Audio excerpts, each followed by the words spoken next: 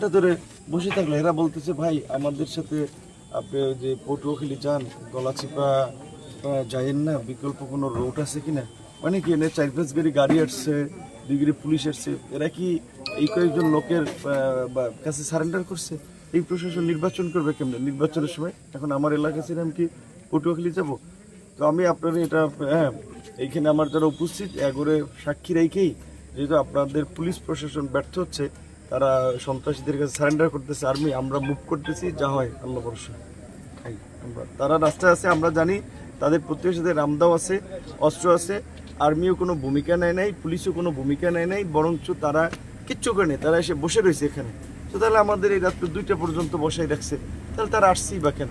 তারা যদি এখানে এইটুকু মানে সারেন্ডার করে এইটুকুতে, এই প্রশাসন কেমন ল অ্যান্ড অর্ডার ঠিক করবে?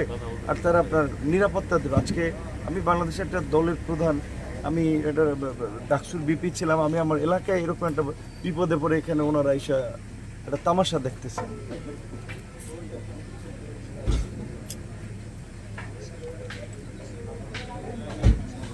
ভাই ওনারা একটা অ্যাকশন নিছে, আমরা তো এখানে অবরুদ্ধ, আমরা এখানে আটক। ধরেন ওনারা এখানে যারা আমাদের পথরোধ করে একটা লোককে অ্যারেস্ট করে নেই, একটা লোক তো অ্যারেস্ট করে নেই, একটা লোককে 2টা লাঠি চার্জ করে নেই, তাহলে এরা রাস্তার মাঝে তো আটক করে রয়েছে রামদা মামদানে লাঠি ছুটা নিয়ে, পুলিশ কিছু করবে না?